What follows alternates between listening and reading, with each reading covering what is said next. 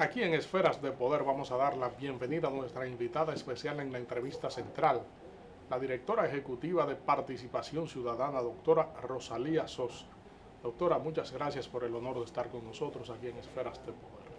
Muchas gracias a ti por invitarnos y permitirnos entrar a los hogares de nuestros dominicanos y dominicanas para hablar un poco de lo que está pasando en el país en estos momentos. A propósito de lo que está pasando, doctora, el Congreso Nacional, el Senado particularmente, acaba de convertir en ley el proyecto de ley especial de registro civil para personas que están en tránsito en la República Dominicana y el proyecto que busca la naturalización de otras personas que no tienen sus trámites definidos con su estancia en la República Dominicana. Nosotros quisiéramos saber qué valoración tiene Participación Ciudadana sobre esta iniciativa legislativa.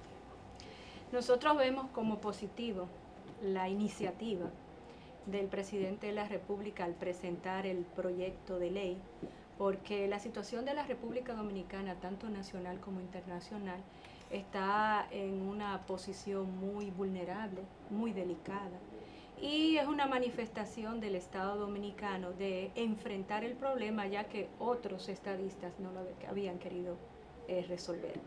En este sentido, el proyecto de ley, hoy ley, tiene 3 momentos. Es un documento sencillo, con unas motivaciones que hay que repensarla, porque habla de una fragilidad institucional inaceptable. Habla de la disfuncionalidad del Estado, de la debilidad del registro civil y de esa fragilidad y esa falta de institucionalidad que no solamente es en el registro civil, podemos acotarla en todo el Estado dominicano. Y en este sentido, pues, nosotros valoramos como positivo. Ya la Cámara de Diputados lo discutió, el Senado también. Vamos a esperar la promulgación y la publicación para el cumplimiento de todo procedimiento para hacer ley. Y lo que nos preocupa ahora en estos momentos es cómo se va a desarrollar ese reglamento, porque tiene 3 momentos en la ley.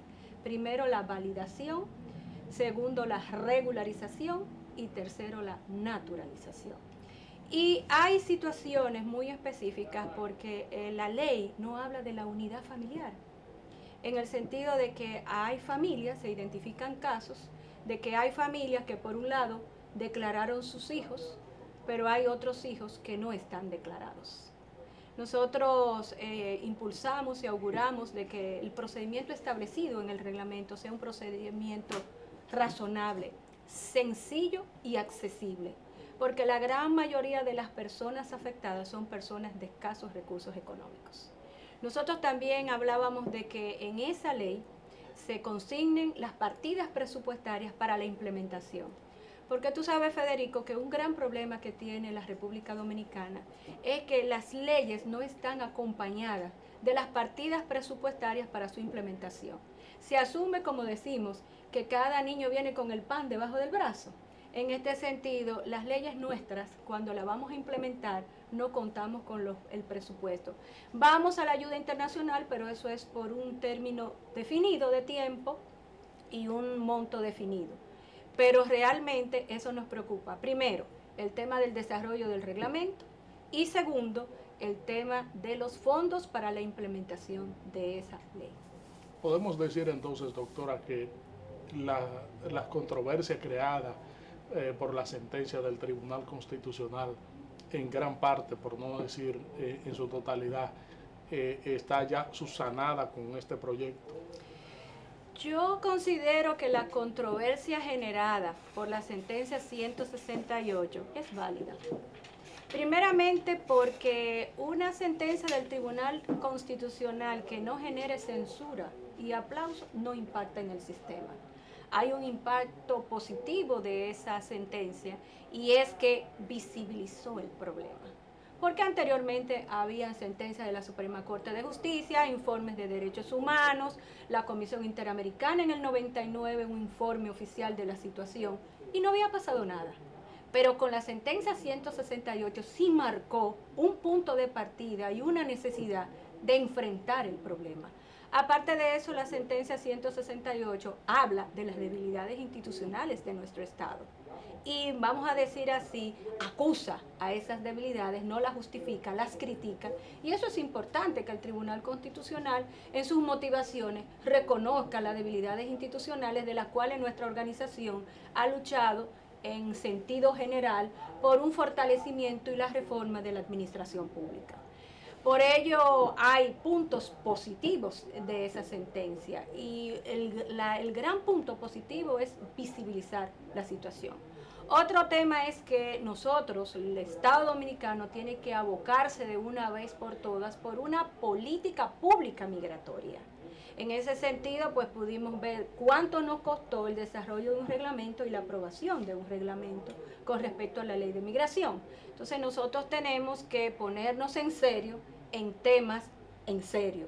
Para eso nosotros tenemos nuestros funcionarios públicos, tenemos el control legislativo y la participación de la ciudadanía. Podemos ver también que hubo dentro de esta división del país de los nacionalistas y los pro y los contra, una gran participación de la ciudadanía para exigir el reconocimiento de los derechos. Porque mira, Federico, se violó el derecho de la personalidad jurídica, se viola el derecho de la identidad. Son personas que desarrollaron su vida en la República Dominicana y aquellos que tenían sus actas de nacimiento, hay una presunción de legalidad porque eran actos emitidos por un órgano que se llama el Registro Civil. Entonces, la mea culpa del Estado lo ha tenido que asumir. Y en este sentido, pues, veamos todo el desarrollo, apoyemos, démosle seguimiento, sobre todo, vuelvo y repito, al reglamento, en el sentido de que el reglamento es la forma de materialización de la ley y que recordemos quiénes son las personas beneficiarias para que no hagamos un procedimiento como a veces lo hacemos muy burocrático, que la gente dé mucha vuelta, sino rápido, sencillo, accesible y, como dice la ley, gratis.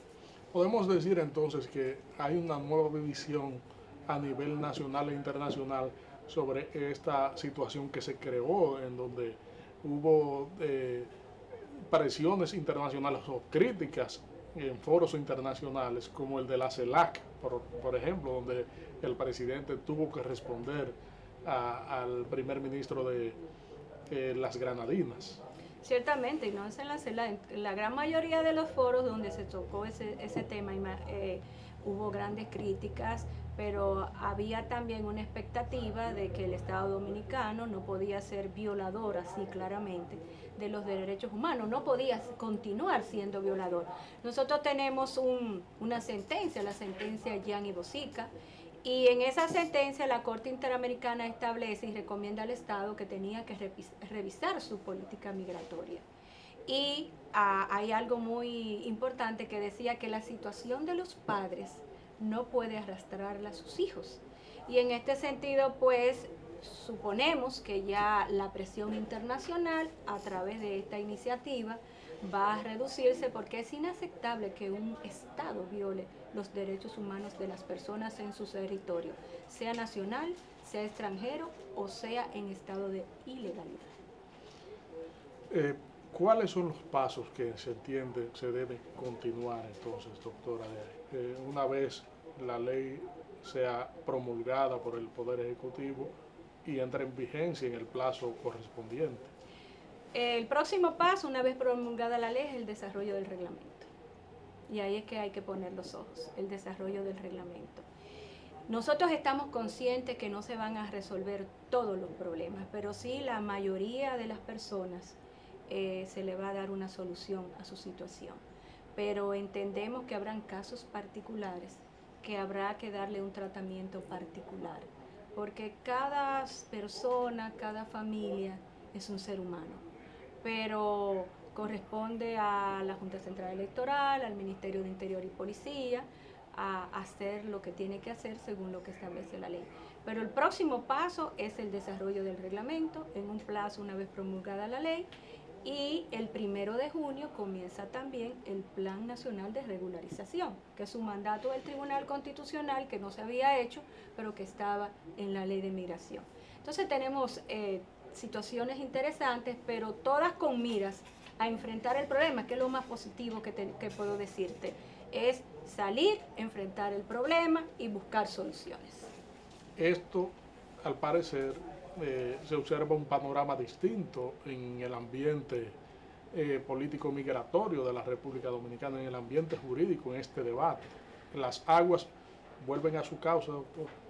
Sí, las aguas vuelven a su cauce, aunque hay algunos sectores que ya han avisado que van a interponer acciones de inconstitucionalidad. Es normal, todos esperamos porque tienen que haber reacciones, pero también una vez ya implementada esta iniciativa legal, tenemos problemas, tenemos muchos problemas, tenemos el tema de la delincuencia.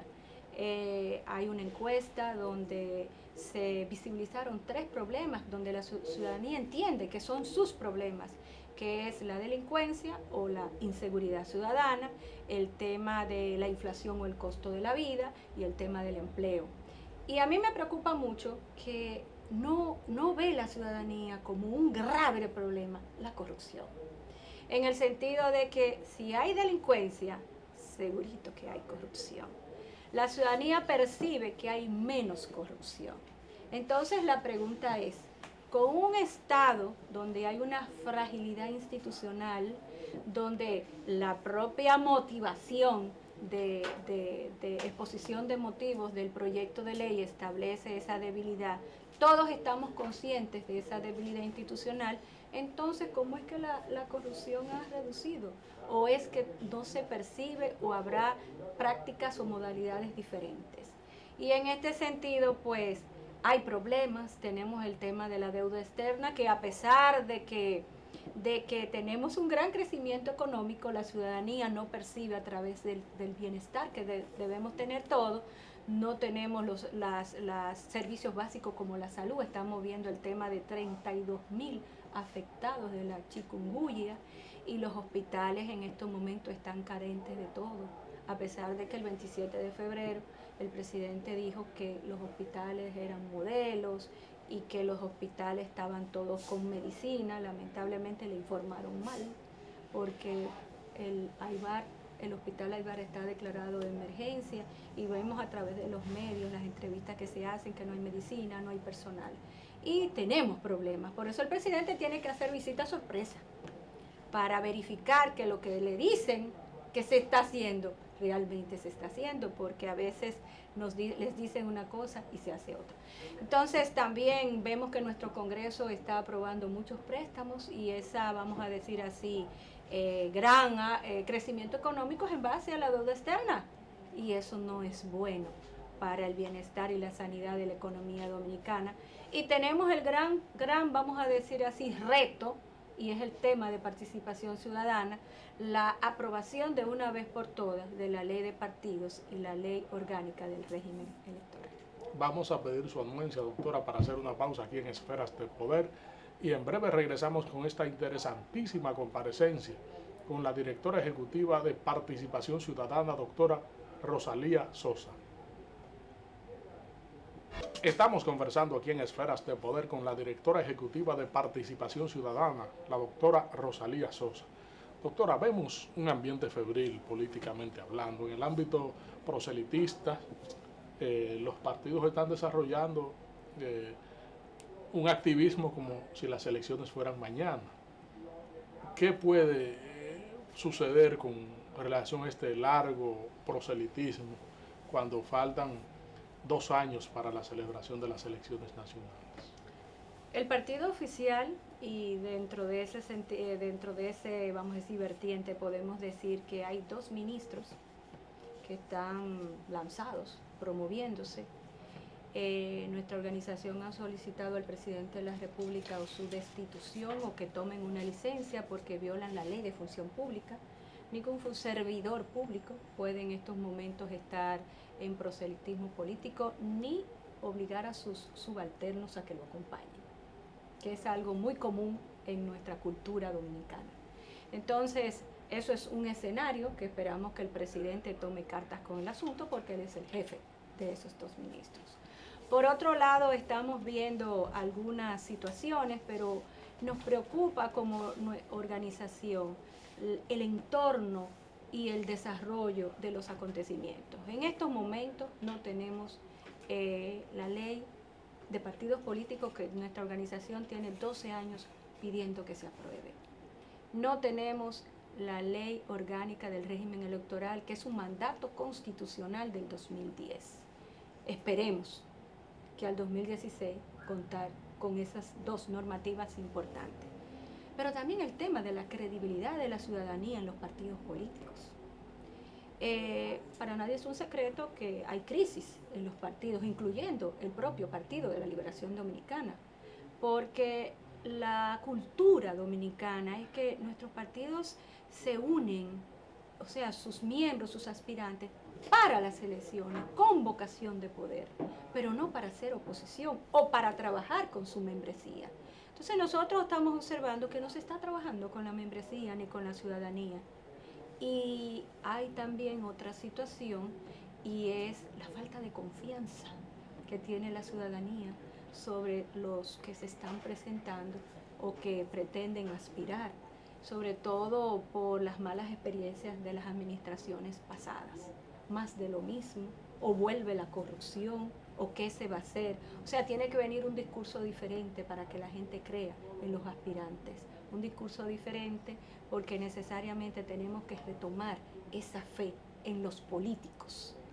Por eso nuestra organización está preparando ya su proyecto de observación electoral que nosotros cada elecciones hacemos, y pretendemos comenzar con mucho tiempo porque si contamos con la ley, tenemos que sensibilizar, socializar, divulgar la ley de los partidos políticos hasta los mismos miembros de los partidos políticos. También trabajar con la nueva ley del régimen electoral y generar esa conciencia ciudadana que para muchos está perdida, de que hay que participar en ese escrutinio democrático. También hay otra situación, y es la cédula, la nueva cédula, de que hay un temor, una reserva de que al 20 de mayo del 2016 los ciudadanos y ciudadanas no cuenten con la cédula nueva. Entonces la pregunta es, ¿votaremos con las dos cédulas? Entonces hay una serie de situaciones que estamos avisorando de que hay que enfrentarlas. Nosotros queremos hacer una observación electoral significativa, y sobre todo porque son más de 4.000 posiciones que el pueblo dominicano va a seleccionar. Es algo muy, muy importante. Esta crisis de credibilidad que usted manifiesta ahí en los partidos políticos, a largo plazo, ¿qué impacto puede registrar en el electorado? ¿Una apatía, una inercia por esa fragilidad que reflejan los partidos políticos? Una gran desconfianza, una gran desconfianza. Y se lo digo porque los ciudadanos en muchas ocasiones me preguntan, ¿usted cree en partidos políticos? Pues claro que sí, creo en la democracia, pero no, yo no creo. ¿Cuáles son los partidos? Dígame cuál, porque hay ahora mismo una crisis latente.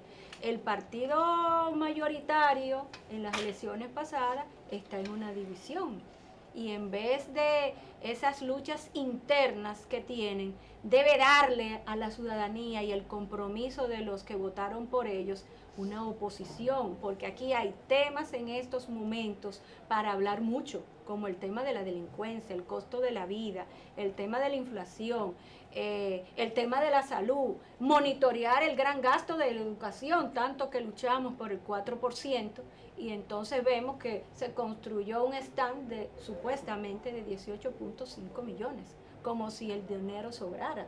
Entonces hay muchos temas para monitorear, para hacer oposición. Sin embargo, la administración del presidente Danilo Medina no cuenta con un contrapeso de los partidos políticos. Más contrapeso hacen de una u otra manera los representantes de la sociedad civil. Y eso, Federico, no es bueno para la democracia. Necesitamos contrapeso porque también tenemos el contrapeso de nuestros representantes en el Poder Legislativo, que lamentablemente está muy débil. A propósito de fiscalización y de todo esto, doctora, la Cámara de Cuentas acaba de revelar que los partidos políticos no están administrando bien los recursos que le entran por concepto de la ley electoral, el subsidio que debe ser entregado. Y ha emitido una serie de informes en los últimos tiempos sobre diversas instituciones públicas. ¿Qué le parece el trabajo de la Cámara de Cuentas? La Cámara de Cuentas está haciendo su trabajo, está haciendo sus informes, sus verificaciones de acuerdo a la ley, pero particularmente la propia ley le da una serie de atribuciones y facultades antes de someter el caso al Ministerio Público, que son facultades administrativas de solicitar suspensiones. Es inaceptable que la Cámara de Cuentas dice que hizo una verificación y no contó con los, vamos a decir así, los soportes y quedarse así el informe, no hay soportes. ¿Dónde están los soportes? Ahí hay un ministro, o hay un director, o hay un jefe de un partido. O sea, no podemos decir el problema y saltarnos de una forma irresponsable y lo deposito ahí, se lo pongo a la ciudadanía en la página web para que opine y lo envío al Ministerio Público en tal caso. Creo que estamos reflexionando sobre una pregunta: ¿para qué sirven las auditorías? ¿Para qué sirven en estos momentos? Porque se hacen auditorías, se ponen en la página web y no hay consecuencias, ni administrativas ni penales. Y otro detalle, cuando las auditorías se envían al Ministerio Público, parece que no convencen al juez. Y hay una falla, es traducir esa auditoría financiera y administrativa al argot legal, a la teoría del delito. Porque vemos que se someten, que tú lo lees y dices, bueno, parece que sí hay mérito, pero cuando llega a la justicia, cuando llega un juez, no se convence. Entonces hay un cuestionamiento: ¿qué está pasando? ¿O es que nos está derrotando en la lucha contra la corrupción y la impunidad? Esas situaciones que están ocurriendo en el propio Estado. Y cuando hablo de Estado, hablo del órgano responsable y rector del control y auditoría, hablo del Ministerio Público y hago del Poder Judicial. Y déjame decirte, hay otro control, el control legislativo.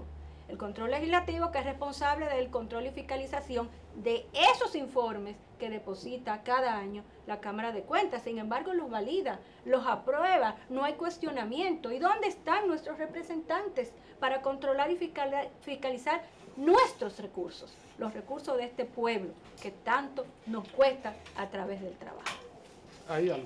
¿Se avisora alguna crisis de credibilidad en la Cámara de Cuentas o algún laissez-faire en cuanto a la actuación institucional frente a esta situación? La situación es que hay que fomentar la existencia, como dice la ley, de un sistema nacional de control y de auditoría, donde hay 3 actores importantes: la Contraloría General de la República, que hace el control interno, la Cámara de Cuentas, que hace el control externo, y el control legislativo. Entonces, si eso no funciona, el Ministerio Público.